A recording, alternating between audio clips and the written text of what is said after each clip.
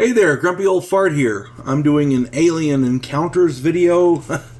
I'm titling this one Taos, New Mexico, 2019. That's just right here local.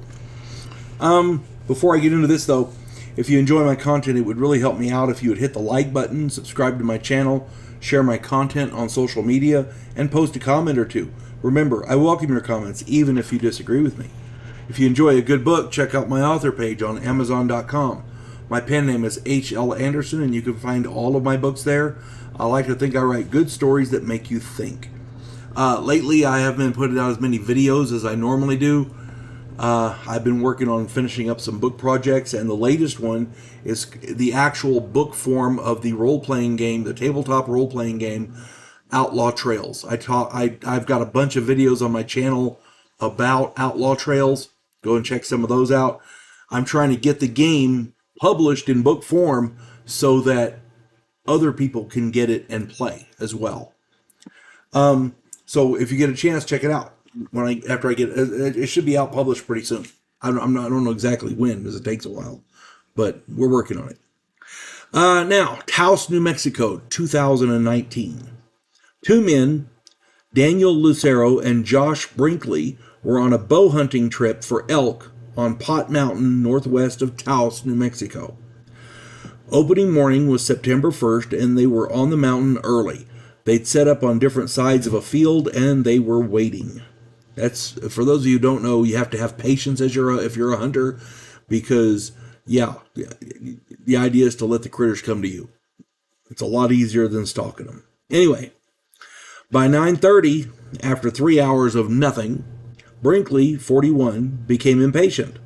He started creeping around through the woods looking for elk. There's a caldera at the top of the mountain where there used to be a volcano, hundreds of thousands or millions of years ago or whatever. And when he reached this caldera, he went to the edge on the southwest side. It was there that he saw something that would change his life forever.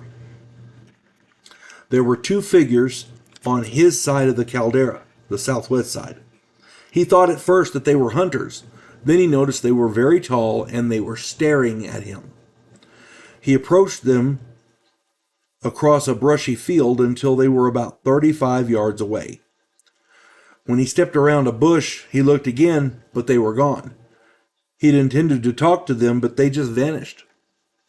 From what he saw, which was only from the waist up, they were standing behind some bushes, so, he couldn't see all of them. He could see them from the waist up.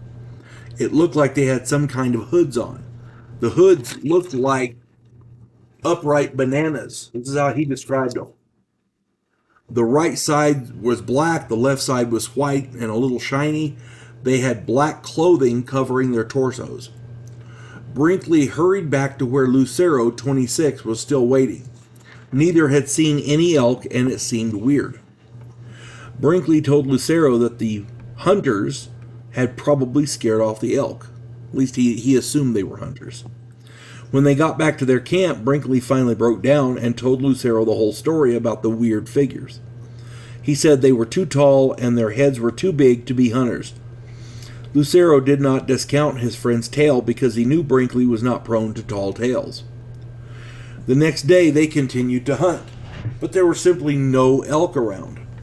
They decided to drive around the mountain to see if there were other hunters. They saw no signs of any wildlife at all. This is in the afternoon because they waited all day and there still were no elk. So they're driving around in the afternoon and they saw no signs of any wildlife whatsoever.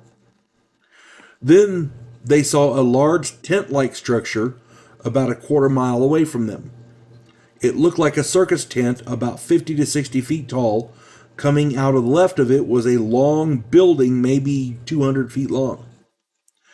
Working in the movie industry, they thought it was some kind of a movie set or a base camp for some production.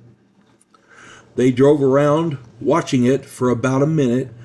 Then, as they drove down a little hill, they lost sight of it for maybe 4 or 5 seconds. When they topped the hill, the entire structure was gone.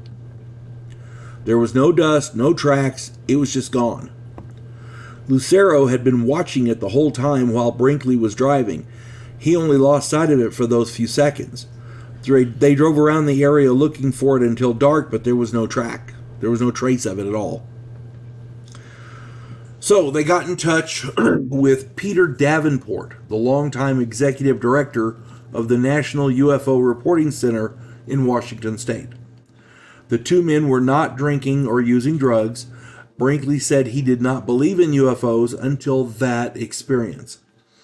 Lucero said he didn't know about the aliens, he did not see the two figures, but he had never seen anything that big just disappear before. They both worry that relating the tale might make them sound crazy. Imagine that. This is one of those stories that has the ring of truth to it. There's not much in the way of physical evidence, and there's no photographs or video or anything like that. But these two guys are down to earth and rational. They have solid reputations, and they haven't tried to profit from the tale. And that right there says a lot. When somebody says a fantastic tale like that, and then they're trying to make money off of it, then you kind of, I don't know, But these guys aren't trying to make money off of it. So that right there says something. If anybody else has any more information, because this is a local story, if anybody else has anything else, or if I got something wrong, stick it in the comments. I'm sure everybody would love to read them. You folks have a good one. God bless one and all.